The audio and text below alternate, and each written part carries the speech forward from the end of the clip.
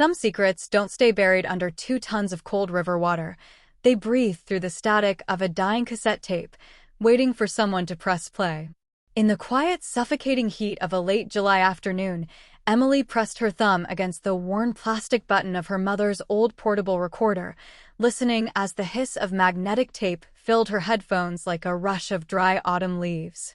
Beneath the white noise, there was the distinct, rhythmic lapping of water, a low murmur of a river that ran too deep, and then a voice so faint it felt like a ghost brushing against her cheek, whispering a name she couldn't quite catch before the audio glitched into a harsh, metallic screech.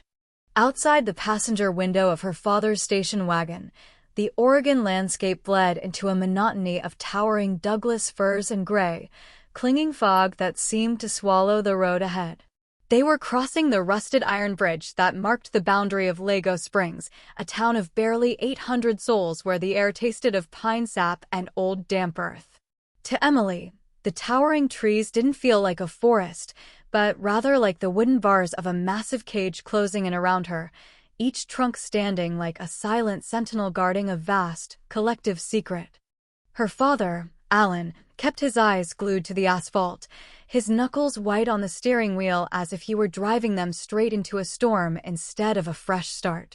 Lago Springs was supposed to be a sanctuary, a quiet retreat where they could piece their fractured lives back together after her mother's sudden, tragic end, but as Emily watched the peeling paint of the Victorian houses slide by, she felt an unmistakable chill. It was the feeling of 1,000 hidden eyes watching from behind lace curtains, of a town that remembered everything but spoke of nothing. When they finally pulled up to the old 2-story house on the edge of the lake, Uncle Jack was already waiting on the porch, his sheriff's badge catching the pale afternoon light like a warning sign. He smiled, a wide, practiced expression that didn't quite reach his eyes, and stepped down to wrap Emily in a tight embrace that felt more like a physical restraint than a welcome.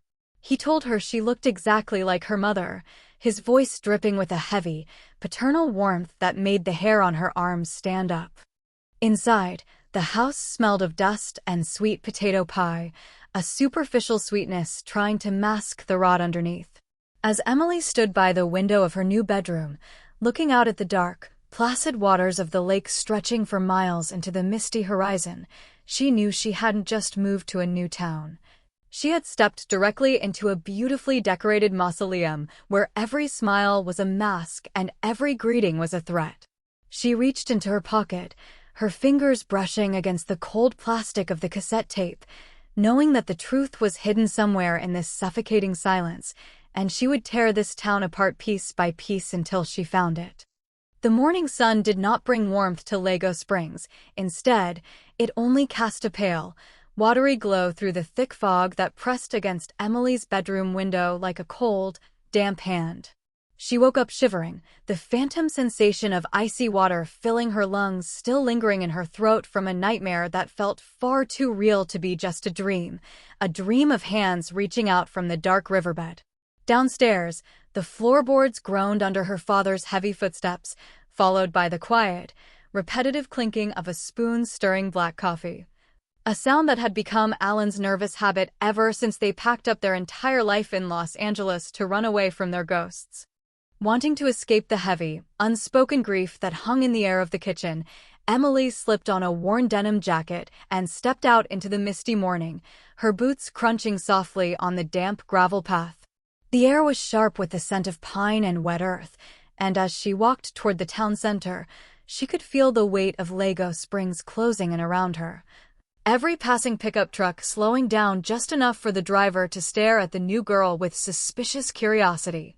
She found herself drawn toward the public library, a quiet, brick building with ivy crawling up the walls that looked like it had not changed since 1995. Inside, the smell of old paper and wood polish offered a momentary sanctuary from the watchful eyes of the street, a place where time seemed to stand completely still. Emily wandered into the back rows, her fingers tracing the spines of local history archives and high school yearbooks, searching for any mention of Chloe Winters or the secrets her mother had hidden in her journals. As she reached for a heavy, leather-bound volume of town records from 3 decades ago. Another hand brushed against hers, sending a sudden, electric jolt of warmth through her cold fingers. Emily jumped back slightly, her eyes meeting those of a girl with deep, expressive eyes and a soft, apologetic smile. The girl, who introduced herself as Maya Chin, had a quiet, radiant grace that seemed to instantly cut through the suffocating atmosphere of the library. Maya noticed the nervous tension in Emily's shoulders and offered a gentle, grounding conversation, her voice a soothing contrast to the sharp paranoia Emily had carried since her arrival. Maya explained that she worked part-time at the library while studying psychology, admitting with an intuitive softness that she could recognize the shadow of deep, unresolved grief in someone else because she had carried it herself after losing her own mother. As they stood in the dim aisle, talking in hushed whispers about the quiet isolation of living in a town where everyone seemed to know your business before you did, Emily felt the icy knot in her chest begin to loosen. Realizing that in this town of beautiful masks, Maya might be the only person who was truly real. The silence of the library seemed to hum with a different energy now, charged by the quiet warmth of Maya's presence. Emily looked down at her own hands, still slightly trembling, and then back up to meet Maya's gentle, studying gaze. Maya pointed to a small, elegant black ink design on Emily's inner wrist, a delicate circular pattern that Emily's mother had also worn. Maya smiled warmly, her fingers lightly gesturing to her own collarbone where a similar, small symbol was hidden beneath the collar of her knit sweater, explaining that it was an ancient symbol for karma. A quiet reminder that everything eventually comes back around to find its true place. It was a strange, beautiful coincidence that felt more like a cosmic pull, a sudden spark of alignment in a town otherwise defined by shadowed corners and unspoken histories. Maya asked Emily if she was adjusting to the absolute quiet of Lago Springs, noting with a soft laugh that most people from the city found the stillness of the country suffocating rather than peaceful. Emily admitted that the silence here felt heavy, like a secret everyone was holding in, and confessed that she had been having vivid, terrifying dreams ever since they crossed the town line, dreams where she was trapped beneath cold, rushing river water, unable to breathe or scream. Maya listened intently, her expression shifting from light-hearted to deeply empathetic, her psychology training blending with a raw, personal understanding. She told Emily that sometimes dreams were not just random firings of the brain, but were a way for the mind to process memories and truths that the conscious self could not yet name. Maya teased gently, trying to lighten the heavy air, asking if Emily was simply eating too much chocolate before bed, a local myth that the old-timers swore caused the most realistic nightmares.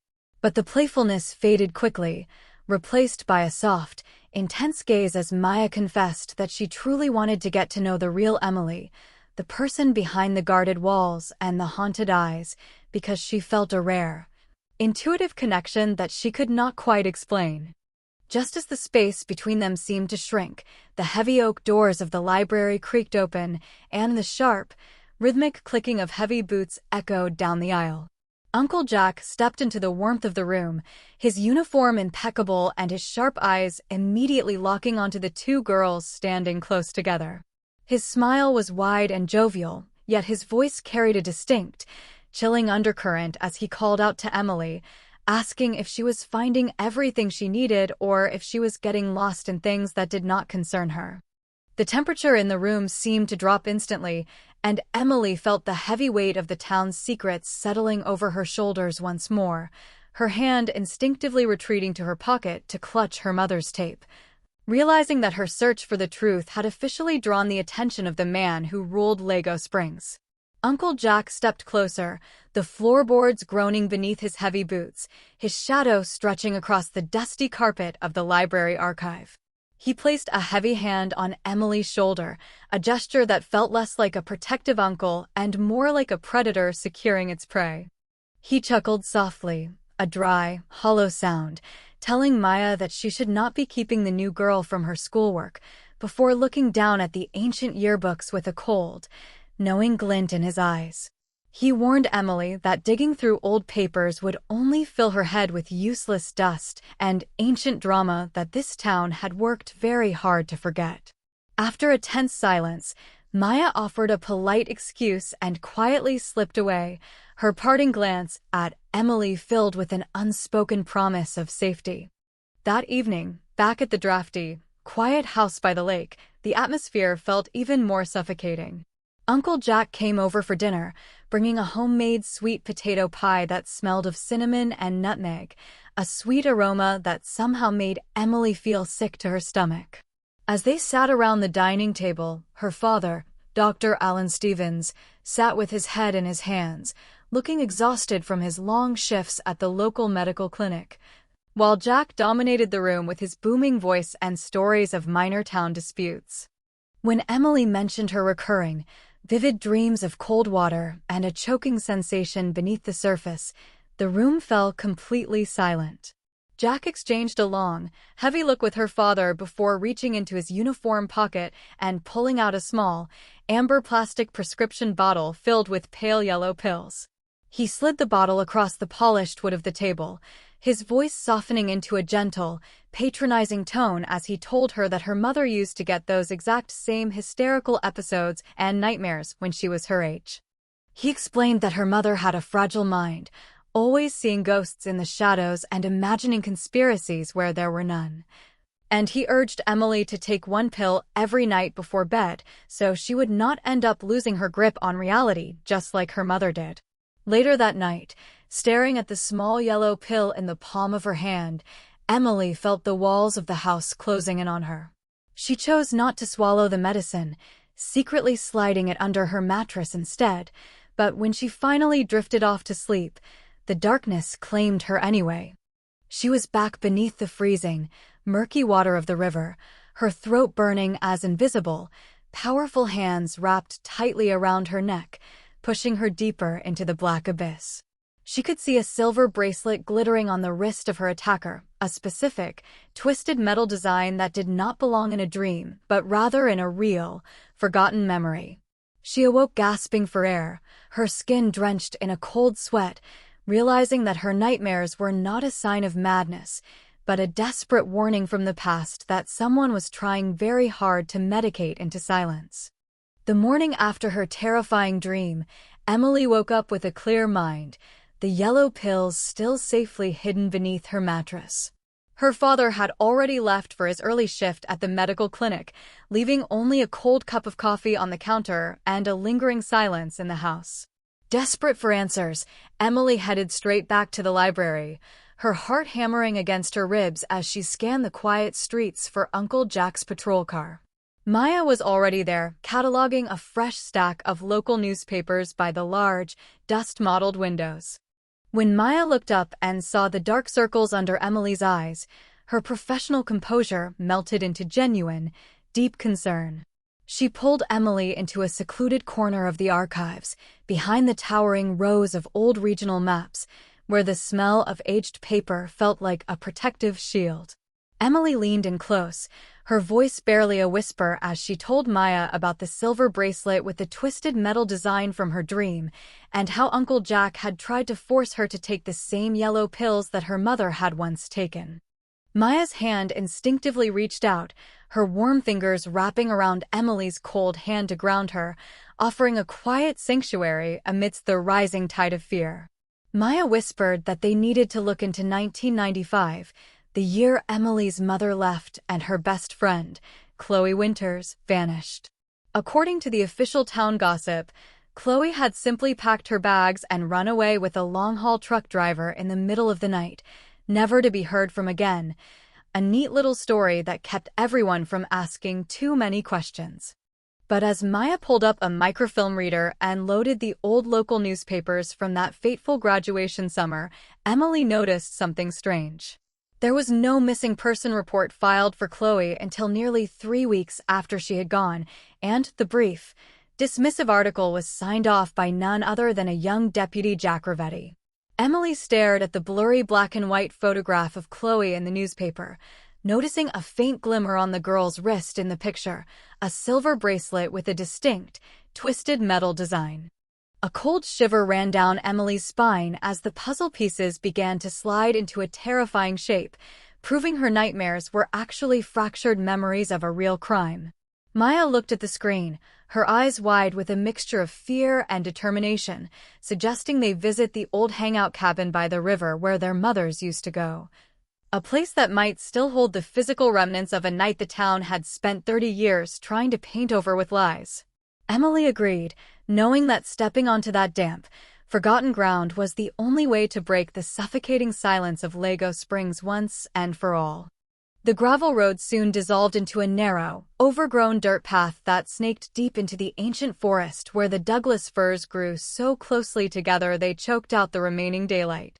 Emily kept her eyes on the ground, her boots slipping occasionally on the moss-covered rocks, but every time she stumbled, Maya was right there, her hand catching Emily's arm with a steady, reassuring grip that sent a quiet wave of warmth through the chilly dampness of the woods.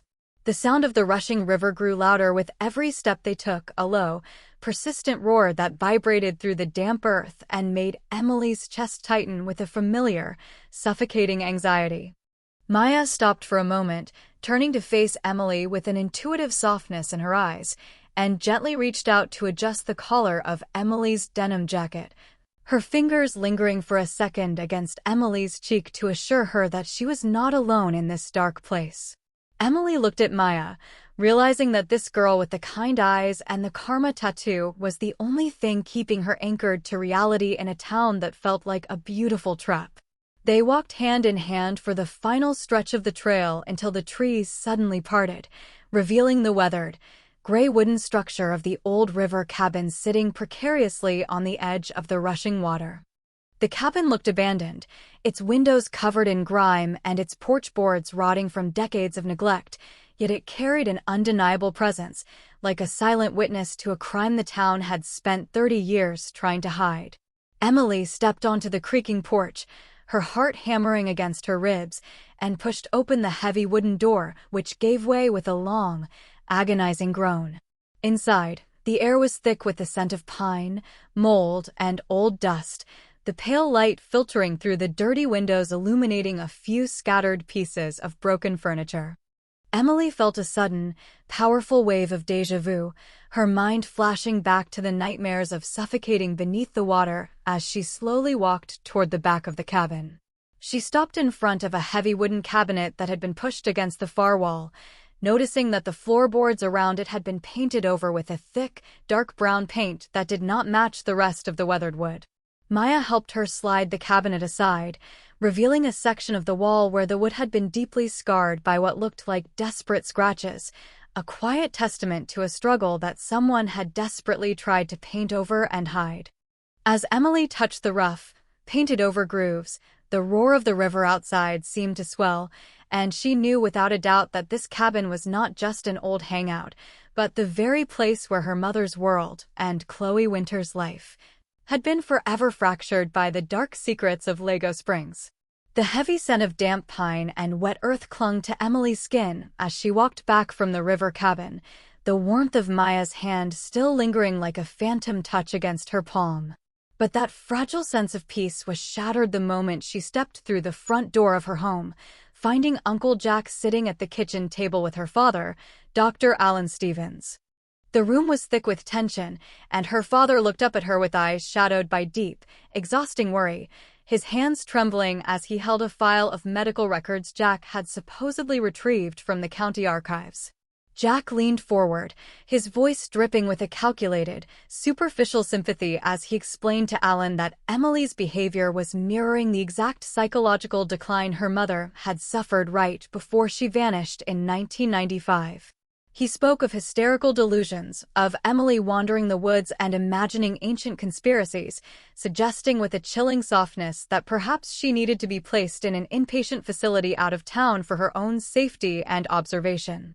Emily stood frozen, realizing Jack was systematically dismantling her credibility, isolating her from the only parent she had left by weaponizing her grief and her mother's tragic history against her. Meanwhile, across town near the edge of the high school sports fields, Maya was facing her own quiet nightmare in the form of Bradley Jones. Bradley cornered her against the rusted chain-link fence, his towering shadow blocking out the fading afternoon sun as he sneered, warning her that her sudden obsession with the new girl in town was making people talk. He told her that digging into 30-year-old local tragedies would only bring ruin to her family, hinting that her father, Archon, had secrets of his own that should remain buried. Bradley's voice was low and menacing as he told Maya to stay away from Emily, threatening that if she did not stop feeding Emily's wild theories about Chloe Winters, there would be severe consequences for everyone she loved.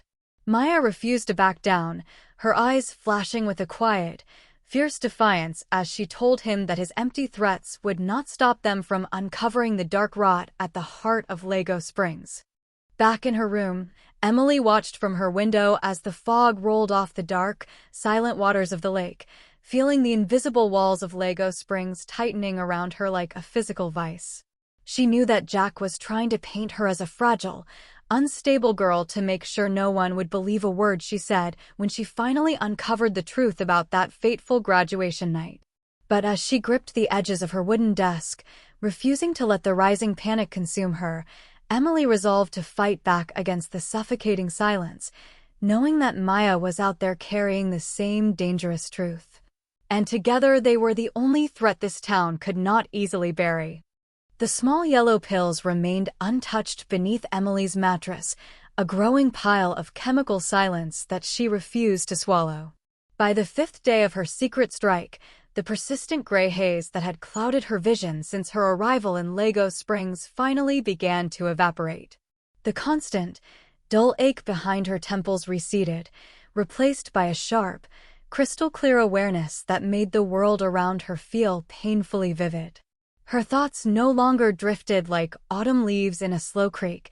They were sharp, focused, and dangerously alert.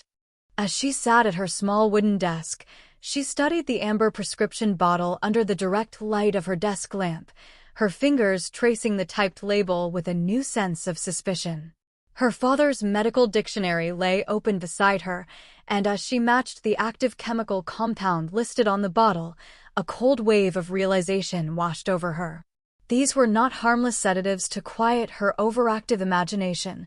They were a potent, obsolete class of psychiatric drugs designed to induce mild hallucinations, memory confusion, and extreme suggestibility. Uncle Jack had not been trying to cure her. He had been actively trying to make her lose her mind, to craft a perfect narrative of a fragile, broken girl who could not tell the difference between a nightmare and reality. With her senses fully restored, Emily closed her eyes and let her mind drift back to the day of her mother's fatal car accident on the winding mountain pass just outside Lago Springs. For months, the town and her father had told her it was a tragic, slippery accident on the wet asphalt, a momentary loss of control. But now, without the chemical fog dampening her memories, a forgotten detail burst through the darkness of her mind. She remembered standing in the garage a week before the accident, watching Uncle Jack secretly working under the hood of her mother's station wagon, his hands covered in dark grease as he manipulated the brake lines with a heavy metal wrench. She remembered the faint, metallic scent of brake fluid dripping onto the concrete, and the way Jack had jumped when he saw her standing in the shadows, his face instantly twisting into that same wide, empty smile he always used to mask his malice. The realization hit her like a physical blow. Her mother's death had not been a tragic accident, but a cold, calculated murder executed by the very man who wore the sheriff's badge of Lago Springs. She stood up, her breath coming in shallow, steady gasps as she realized the true depth of the danger she and Maya were in. Jack's web of lies was unraveling, and as the clock ticked closer to midnight, Emily knew she had to find Maya before Jack realized his chemical leash had been broken. The bedroom window rattled as a sudden gust of wind swept across the black surface of the lake, carrying the sharp scent of ozone and incoming rain.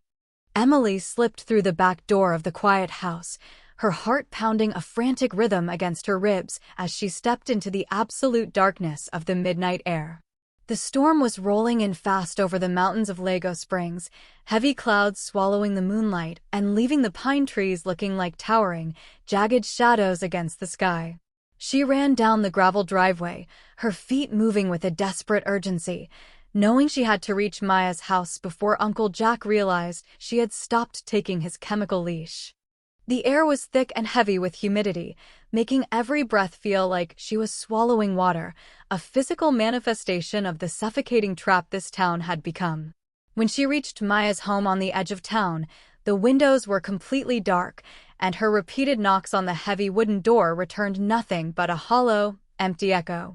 Panic, cold and sharp, seized her chest as she realized Maya was not there, and then her phone buzzed in her pocket, the screen illuminating her face with a harsh, blue glow.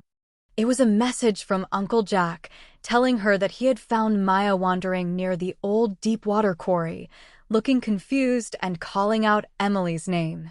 The message instructed Emily to meet them at the quarry immediately, warning her not to wake her father or cause a scene if she wanted to keep Maya safe from being committed to the county facility.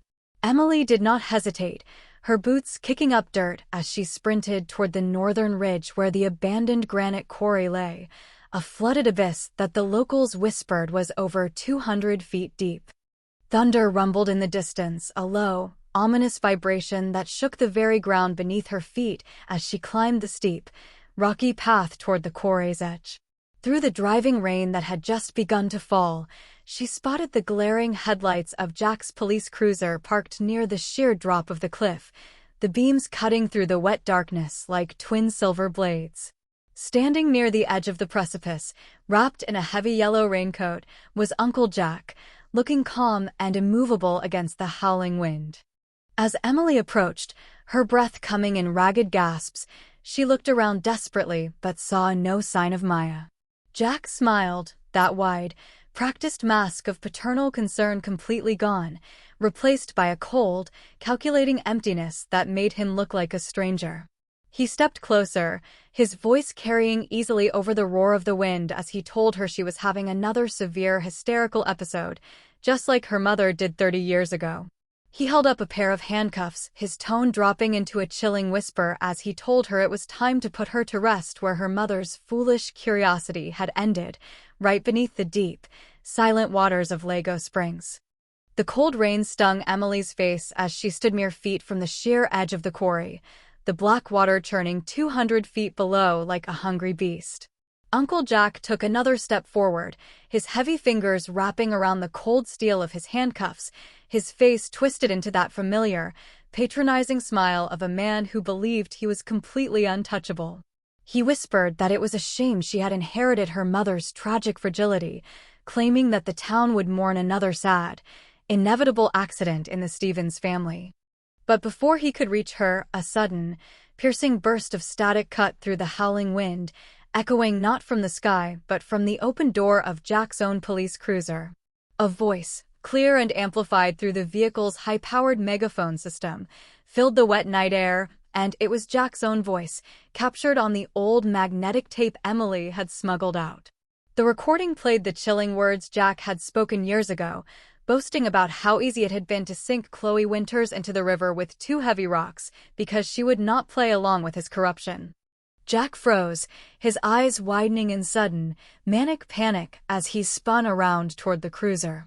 Out of the shadowed pine trees near the vehicle stepped Maya Chin, her hands steady as she held the microphone of his police radio keyed wide open, broadcasting his impending confession directly to the county dispatch and every active patrol car in the valley. Maya's voice cut through the dark, cold night, telling him that his 30-year reign of terror over Lago Springs was officially over. Within seconds, the distant, wailing sirens of state trooper vehicles began to echo from the winding mountain pass, their red and blue lights cutting through the thick mountain fog like a promise of dawn. Realizing he was completely cornered, Jack dropped the handcuffs onto the wet gravel, his hands slowly rising into the air as the first wave of flashing lights illuminated the quarry. Hours later, as the pale morning sun finally broke through the heavy rain clouds, Emily and Maya stood together by the edge of the highway, watching the tow trucks and police cruisers slowly filter out of the town. Her father, Alan, wrapped Emily in a long, tearful embrace, finally understanding the depth of the shadow they had been running from and promising to help heal the wounds of the past. With the dark secrets of Lago Springs finally dragged into the light, Emily turned to Maya, who was standing beside her with a soft, hopeful smile. They climbed into the front seat of the station wagon, Emily letting go of the old cassette tape, allowing it to drop into the glove box as a relic of a closed chapter. As the car rolled past the rusted iron bridge and out of the suffocating valley, Emily felt the cool, clean Oregon air rush through the open window, her hand finding Maya's hand and holding on tight as they drove toward Yale, leaving the ghosts of Lago Springs forever in their rearview mirror. The highway stretched out before them like a long, asphalt ribbon cutting through the heart of the American West, a vast expanse of freedom that felt completely foreign after the suffocating, misty cage of Lago Springs. As Emily steered the station wagon along Interstate 80, watching the dark green Douglas firs of Oregon slowly give way to the rugged, sun-baked canyons of Idaho, she realized she was finally breathing without a heavy weight pressing down on her chest. The speedometer hovered steadily at 65 miles per hour, the rhythmic hum of the tires on the hot pavement acting as a soothing lullaby that washed away the lingering ghosts of that stormy night at the granite quarry. Beside her in the passenger seat, Maya was sorting through a collection of old road maps and handwritten notebooks, her dark hair catching the warm afternoon sunlight that streamed through the open window. Every few miles, Maya would reach over and gently rest her hand on Emily's knee, a simple, grounding touch that sent a quiet wave of safety through Emily's entire body, reminding her that they were truly free and moving forward together. They spent the long, uninterrupted hours talking about the future, about the brick buildings and historic libraries of Yale University waiting for them on the East Coast, and how they would decorate their shared apartment in New Haven with hanging ivy plants and bright, open windows that let in all the warm light they had been denied for so long. There was a delicate, healing tenderness in the way their voices mingled in the warm breeze, a quiet romance that had been forged in the shadows of danger but was now blossoming under the infinite American sky. They made their first overnight stop at a small, roadside diner in Wyoming, where the smell of fresh coffee and hot apple pie felt like a welcoming embrace from a world that had no dark secrets to hide. Sitting across from each other in a worn vinyl booth, Emily looked at the karma tattoo on Maya's wrist, then down at the matching design on her own, feeling a profound sense of peace as she realized that justice had finally run its course. The small television screen mounting the diner's corner wall briefly showed a local news broadcast, reporting that former Sheriff Jack Ravetti was being held without bail as federal investigators began to systematically unearth 30 years of hidden files and unresolved tragedies. But Emily did not feel the old, suffocating panic rise in her throat. Instead, she simply reached across the table to interlock her fingers with Maya's, finding all the strength she needed in that warm connection. They were no longer the fragile, haunted girls that a quiet town had tried to medicate into silence. They were survivors, holding on to each other with a fierce, unbreakable bond as they chased the golden horizon toward a new beginning. The humid air of the Pacific Northwest was nothing but a memory by the time the green and white road signs began to announce their arrival in New Haven, Connecticut. Over 3,000 miles of concrete, endless plains, and mountain passes lay behind Emily's station wagon, each mile acting as a quiet layer of armor built up against the cold, dark waters of Lago Springs. As Emily navigated the vehicle through the historic streets, the magnificent brick facades and soaring Gothic arches of Yale University appeared through the warm afternoon haze, standing like grand monuments of a bright, untouched future. Beside her, Maya looked out the window with wide, shining eyes, her fingers lightly tracing the worn edges of her psychology textbook, her face illuminated by a soft, genuine excitement that Emily had never seen during their shadowed days in Oregon. They pulled up to the curb of their small, sun-bathed apartment building just off the main campus, the trunk filled with cardboard boxes, local road maps, and the few precious belongings they had chosen to carry into their new life. Carrying the final box up the narrow wooden staircase, Emily felt a profound sense of lightness in her chest, a sudden, beautiful realization that she was no longer running away from a nightmare, but running directly toward a dream. The apartment was cozy and flooded with natural light, its large, clean windows looking out over a quiet courtyard where green ivy climbed up the red brick walls, a peaceful echo of the matching karma tattoos that adorned both of their wrists. Maya set her box down on the polished hardwood floor and walked over to Emily, her eyes filled with an emotional, healing tenderness as she wrapped her arms around Emily's waist, pulling her close in the quiet, warm space. There was no rush, no fear of hidden cameras or watchful eyes, and no shadow of a sheriff's badge hanging over them. There was only the soft, rhythmic sound of their breathing and the gentle, slow-burn romance that had survived the deepest darkness. Emily leaned her forehead against Maya's, feeling the steady beat of Maya's heart against her own chest, realizing that this girl had not just helped her uncover the truth about her mother, but had actively saved her from drowning in the silence of the past. As the evening sun began to cast long, golden shadows across the empty living room, they stood together by the window, their fingers tightly interlocked, looking out at the endless possibilities of the campus below. The ghosts of Lago Springs were finally laid to rest, their voices silenced by the strength of a love that refused to be buried, and as Emily looked into Maya's eyes, she knew that their real story was only just beginning. The autumn leaves in New Haven were a vibrant tapestry of gold and crimson, a sharp contrast to the gray, suffocating mist that had defined Emily's life in Lago Springs for so long. Standing in the middle of the bustling university quadrangle, surrounded by the towering stone buildings of Yale University, Emily felt a profound sense of peace wash over her as she clutched a heavy leather-bound notebook to her chest. Maya was walking beside her, her boots clicking softly on the cobblestone path, her dark eyes reflecting the bright morning sun as she laughed at a joke from a group of passing students. The cold, dark waters of the Oregon River felt 3,000 miles away now, no longer a source of nightmares, but a distant memory of a shadow they had successfully climbed out of together. As they walked toward the psychology department for their very first seminar, Emily looked down at her wrist, where the small karma tattoo stood out clearly against her skin, matching the one on Maya's wrist. The symbol was no longer a reminder of unresolved trauma or hidden family secrets. It was a testament to the fact that the truth will always find its way to the light, and that those who cause harm will eventually reap what they sow.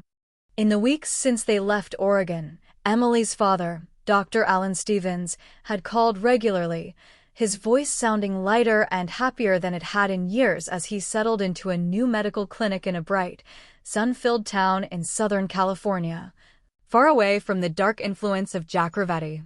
Jack was now facing a long, federal trial, his old files fully exposed, and the small town of Lago Springs was slowly being forced to confront the truth of what had happened in 1995. But for Emily and Maya, the past was finally where it belonged, locked away in old newspaper clippings and closed case files, while their own future stretched out before them like an open road under a clear blue sky. Sitting down in the front row of the lecture hall, Maya reached over and gently intertwined her fingers with Emily's, her touch warm and incredibly grounding in the quiet room. Emily looked at Maya, her heart swelling with a deep, silent gratitude for the girl who had believed her when everyone else tried to make her feel crazy, the girl who had stood by her side at the edge of the quarry and helped her pull the truth from the deep. As the professor stepped up to the podium and began to speak about the resilience of the human mind, Emily let out a long, slow breath, realizing that she was finally home, safe in the warmth of a love that had survived the deepest darkness.